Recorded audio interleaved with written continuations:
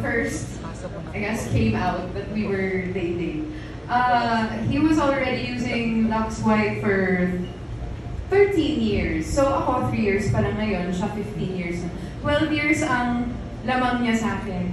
And all of the articles that came out, mali-mali yung mga age namin. I was so offended. It was Rian Ramos, 31, and Sam Versosa, 27. My gosh! Dating Sam Versosa. I'm looking forward to it. In my 40s, you're gonna all write that I'm in my 20s. Thank you. Last year pa dapat to. We had to perfect the whole concept. Pati yung the ads made by the team of Michelle Marquez D. Beautiful ads.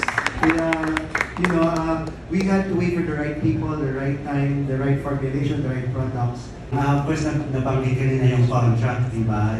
I'm sure wala pang problema, close naman kayo sa kanila lahat.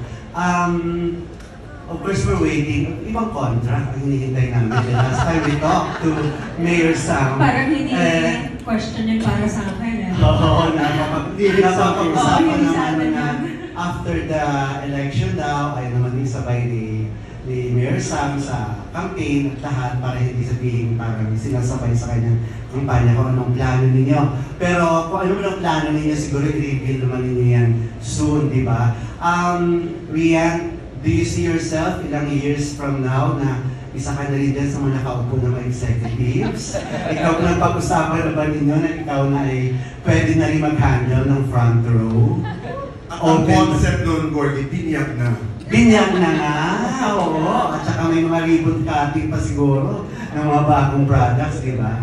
Yes. Well, hindi ko naman kailangan umupo sa side na yan ng stage anymore kasi honestly, all of my ideas are Sam's ideas also. I tell him naman whenever I think something or if I have any new suggestion or anything like that.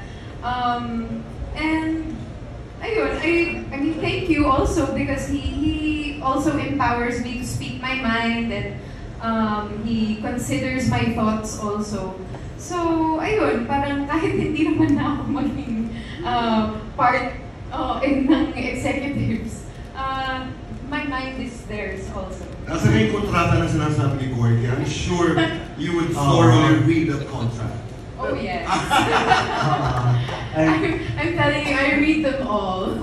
So, especially that one. They say there's no more important contract than that one. And congratulations, Rian, na mataas yung pilot, rating ng pilot ng We're in Manila. Pag Saturday, sa oras na yun, 1.5%, malakas yun. Yes. Same as pag Sunday, ang CIA with PA, di ba, Kuya Boy? Ganun din yung oras, mataas yung rating. Congratulations.